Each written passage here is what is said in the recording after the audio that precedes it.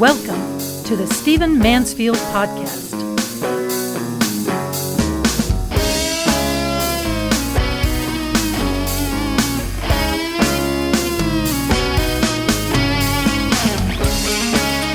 Welcome to the Stephen Mansfield Podcast. Great to have you with me as always. Let me start with a correction and apology from my last podcast. I did an entire podcast about Liz Cheney and the Republican Party, and I kept saying she was from Wisconsin. No, she's famously from Wyoming. I knew that. My brain and my mouth disengaged. Thank you, Randy Moore, for bringing this to my attention. So rewrite in your brain what I said about Wisconsin. I'm sure it's a fine state. It's just that Liz Cheney is not from Wisconsin. She's from Wyoming. All right, let's dive in. I want to talk to you about some military affairs in this podcast, and I know that's a stretch for a lot of Americans today. The fact is we don't tend to think in terms of the military as much. Most Americans don't have someone they know who's in the military. It's a big change from the way it was years ago, Vietnam, World War II, Korea. Almost every family had some, at least distant member that was in the military. Military affairs filled the newspapers. People knew about military lore. Most folks could identify certain planes, certain battleships, certain aircraft carriers, knew the names of, let's say, during World War II, the Japanese generals, the German generals, the British generals, etc.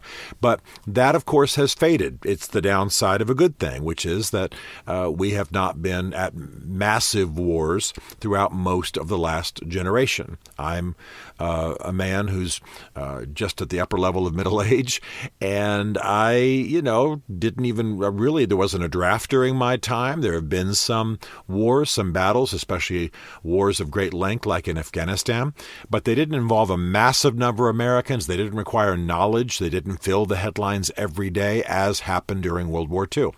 Also, we don't tend to have military history as much a field of study in our universities. That's unfortunate. Unless you major in history and take maybe one course in military history, we don't tend to know a lot about military history. Well, my point's not to rebuke the entire educational establishment and all Americans. My point is to say that we might want to focus a little bit more at the popular level on military trends in our time, and here's why. I believe, and a lot of experts believe, we may be heading towards a massive engagement, if not an outright war, some say World War III, with China. The West is absolutely, at this point, heading towards a significant engagement with China. I'm talking about military. I'm talking about violence. The trends are all there. In fact, one of the scholars that I relate to very well and learn a great deal from calls this Cold War 2.0. We, of course, had the original Cold War with the Soviet bloc, something I'm very attuned to because my father was assigned as the senior intelligence officer in Berlin, Germany during the Cold War, so I lived a lot of my teenage years behind the Iron Curtain. Because of that, absolutely free and independent, and no different than living in downtown Dallas, except that you were in an outpost of freedom behind the Iron Curtain. It was very transforming to think that way and to recognize the virtues of freedom and what the West was trying to accomplish and what have you. However, we are heading towards what might be at its best the Cold War 2.0 with China, and at its worst, it could be a hot war, which means absolute military engagement of a very destructive type. Let me give you some statistics that will confirm the trends that we are heading towards serious engagement at some level with China. Washington, D.C., meaning the military establishment and the politicians who lead and guide the military, command the military, are shifting from a focus on the Middle East with our military approach, our military positioning, our strategies, towards the Indo-Pacific. That obviously means the area around India and all around China, all of Asia. That's the term that's used for that part of the world, the Indo-Pacific. And it's pretty interesting if you'll watch Pentagon trends, if you'll watch military procurement, if you'll watch requests in budgets, you begin to see these priorities, the shift from the Middle East to the Indo-Pacific, very much played out. For example, the Navy for 2021 has ordered 850 anti-ship missiles. Okay, standing alone, that doesn't mean much to us, except that from 2016 to 2020, they only requested 88. So suddenly, they've gone up, 10 times? Almost 10 times to 850 anti-ship missiles. Clearly, they're expecting naval battles. They're expecting naval engagements in places like the Straits of Hormuz, etc. Look it up. It's an important strategic point. President Biden has said he wants to move 60% of U.S. seapower to, again, the Indo-Pacific. Why? It's about containing, engaging, backing off a surging China, backing off a grasping China, backing off, by the way, a highly prosperous and highly militaristic China. Our allies in the region are doing likewise. They are realizing the threat. Japan is absolutely upgrading its military and doing so with its transformation of aircraft carriers. They're not just going to be helicopter bases, mobile helicopter bases. They're going to be much more. When Japan is upgrading its military, something's going on. Australia is upgrading its military spending hardware presence size by 40%. Australia by 40%. There is an operation called FONOPS. It means Freedom of Navigation Operations. This is something that's often done in the military. It's often done in strategic parts of the world. You move ships, you sometimes even move cars, etc., through areas where you want to fly the flag. Let me give you a quick example from my own background. When we lived in Berlin when I was growing up, part of my father's job as an intelligence officer was to get in an American squad car with a military expert and exercise a right that the American military had to drive through East Berlin. I mean, there really wasn't much purpose in that. We just were exercising an option that we had negotiated. So he would drive through just to keep the lanes open. If American military didn't actually drive through East Berlin and monitor things in the way that had been negotiated by treaty, then obviously the East Germans and the Russians would have closed down those lanes. So you kept that open in order to keep the lanes free, in order to keep the access to the lanes and to exercise your rights. Dad did this all the time. We were a little tense when he did it because he was in East Germany, for heaven's sakes. And so there'd be an American military escort, and he would be in his squad car. And I'm sure that I never was there, of course, but the Russians and East Germans were trailing them the whole time and maybe choppers overhead. It was that kind of a thing. All that to say that this is what happens on sea lanes as well. You have this thing called FONOPS, Freedom of Navigation Operations, and they are the kinds of things that can be dangerous. A ship says we have the right to sail through in the China Sea. We have the South China Sea. We have the right to pull into a certain harbor. We have the right to use certain lanes, so we're going to send our ships in that direction. It's about freedom of navigation. They are maintaining their freedom of navigation. However, it's very likely they're going to engage an enemy if they're engaging in those operations for the sake of assuring that an oppressive enemy, a grasping enemy, a threatening enemy, doesn't shut down the lanes. So a number of our U.S. allies are increasing their FONOPS, Freedom of Navigation Operations. Britain is absolutely doing this. France is doing this. Germany is doing this. The number of FONOP operations, that's redundant because that's what OP stands for, operations, but the number of freedom of navigation operations that they're engaging in the regions around China, particularly the South China Sea, huge, dramatic increase. And by the way, during the Trump administration, he did some very good things when it came to this part of the region and engaging China, as clumsy as it could sometimes be.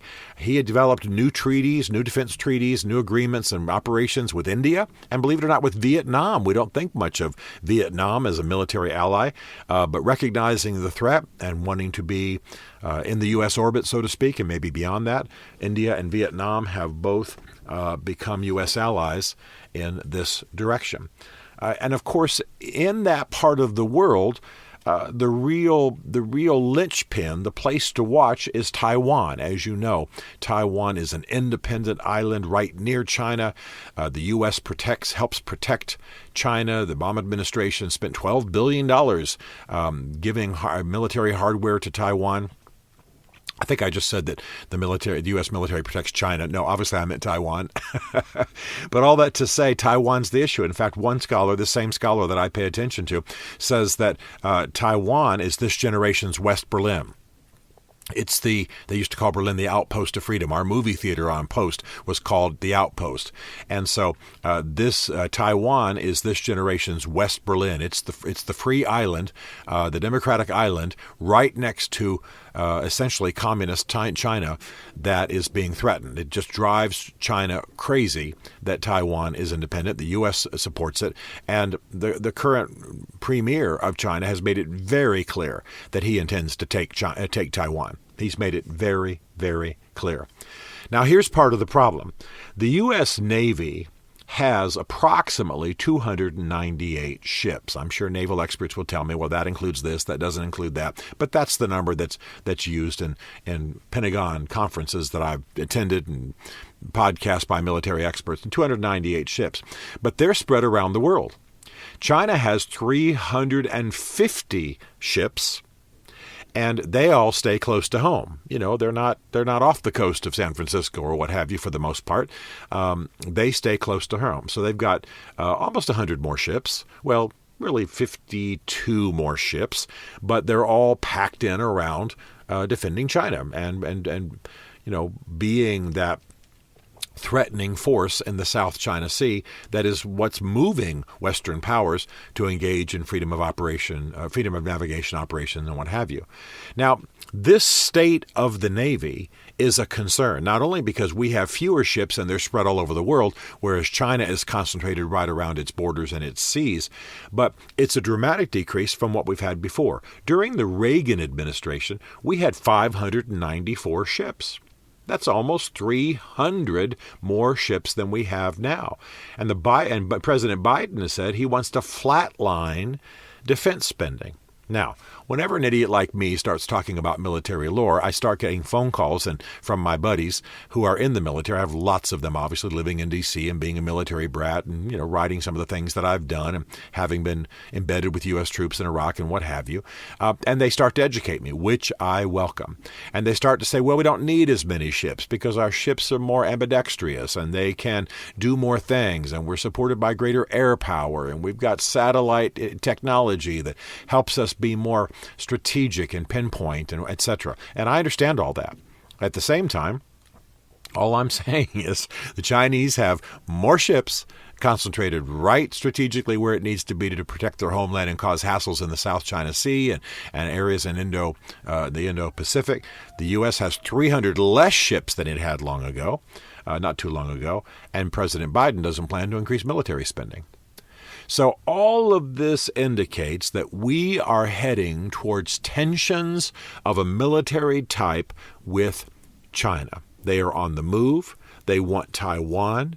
They would like in the next generation to be the world's premier power. The U.S. is perceived and actually is somewhat in decline. Now, some of you are going to say, look, don't start trashing the U.S., Stephen. Don't lean liberal. Some of you will write me and say that kind of thing. The U.S. is the greatest country in the world, and it's the greatest military power, and it's the strongest democracy that's ever existed in the world. And I understand all of those claims. The fact is that because of our division in government, because of the errors of some of our military incursions, because of some of our attempt at nation building with our military, rather than simply achieving military objectives, we tried to achieve peacekeeping and nation building with the military and failed in those efforts. That's not what the military is made for. there's been a diminishing respect for the U.S. military at home and worldwide. We are a divided country.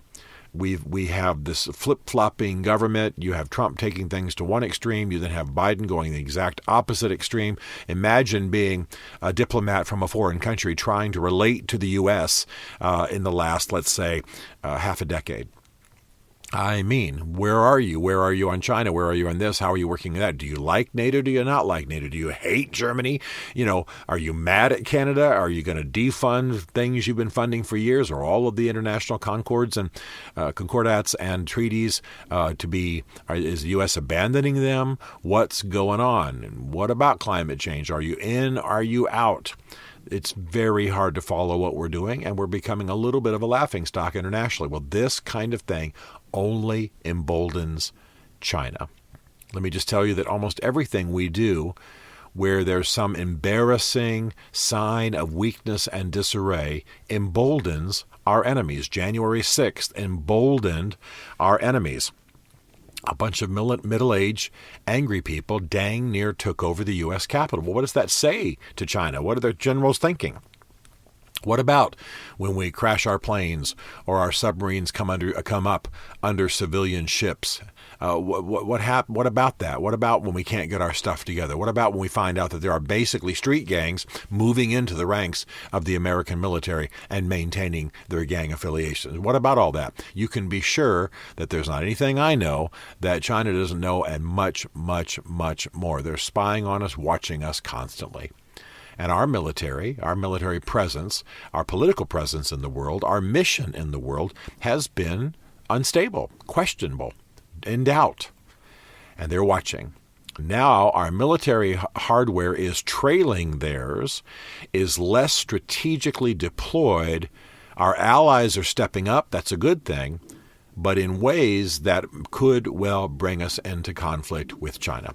Now, nobody who pays attention to the news is lost on the idea that China's our primary opposition, our primary, let's call them enemy in the world, and that both in markets and in military terms, we've got to step up. That's been obvious. But how much threat there is, how much potential damage there is, how much there's a battle going on for hegemony in the next generation is something that I think most Americans are not aware of. So pay attention to the trends. Let's be aware. Let's be on top of it. Those of you in political leadership, military leadership, educate better. And we pray God give you wisdom because China's on the move and it wants to be the primary power in the world. And we have got to be ready. Stephen Mansfield is a New York Times best-selling author, a popular speaker, and a frequent faith and culture commentator on Fox and CNN. His groundbreaking books on faith and society include The Faith of George W. Bush, The Search for God in Guinness, Mansfield's Book of Manly Men, and Lincoln's Battle with God. Learn more at stephenmansfield.tv.